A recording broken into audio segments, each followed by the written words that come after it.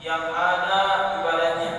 Orang yang tidak sabar menimbulkan penyakit yang pelit, sehingga pelit itu melilit hatinya, akhirnya menimbulkan penyakit-penyakit badan.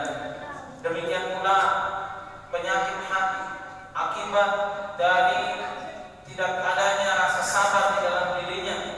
Ketika seorang tidak sabar menjalankan perintah Allah Subhanahu wa taala, tidak sabar untuk menegakkan salat 5 waktu, sehingga akhirnya hatinya pun terkena penyakit hati, tidak sabar menghadapi syahwat, sehingga hatinya pun dipenuhi dengan penyakit-penyakit syahwat.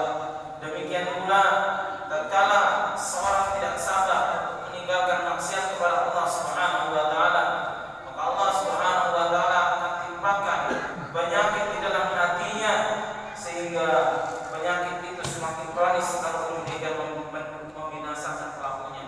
Kaum muslimin yang dirahmati Allah Subhanahu wa taala, sehingga Allah Subhanahu wa taala banyak di dalam Al-Qur'an memerintahkan kepada kita untuk senantiasa memiliki hati yang lapang, bersabar kepada Allah Subhanahu wa taala.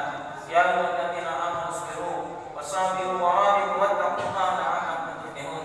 Wahai orang-orang beriman, bersabarlah dan kokohkan kesabaran kalian, dan berjagalah di tanpa batas agar kalian menjadi orang-orang yang beruntung.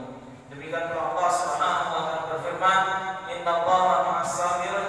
Sesungguhnya Allah Subhanahu wa taala akan senantiasa bersama dengan orang-orang yang bersabar. Wallahu yuhibbus sabirin. Dan Allah Subhanahu wa taala mencintai orang-orang yang sabar. Ini adalah ayat-ayat yang menegaskan kepada kita tentang pentingnya sikap sabar dalam hati kita. Bahkan yang dirahmati oleh Allah Subhanahu wa taala, pemberian terbaik yang Allah Subhanahu wa taala berikan kepada seorang hamba adalah manakala Allah Subhanahu wa taala memberikan kepada hamba tersebut sifat sabar. Rasulullah sallallahu alaihi wasallam bersabda, "Wa ma utiya ahadun 'ata'an khairan wa awsa'a min sabr." Tidaklah seorang diberikan pemberian yang lebih baik dan lebih luas daripada sifat sabar yang ada pada dirinya. Hadis riwayat Imam Bukhari. Kaum muslimin yang dirahmati Allah Subhanahu wa taala, kita hidup di dunia butuh sifat sabar. Ya, kita sebagai seorang suami wajib sabar menghadapi istri dan anak-anak kita. Kita sebagai seorang istri pun, ya, yang sebagai seorang istri pun, ya, demikian wajib sabar menghadapi kekurangan suami dan anak-anak.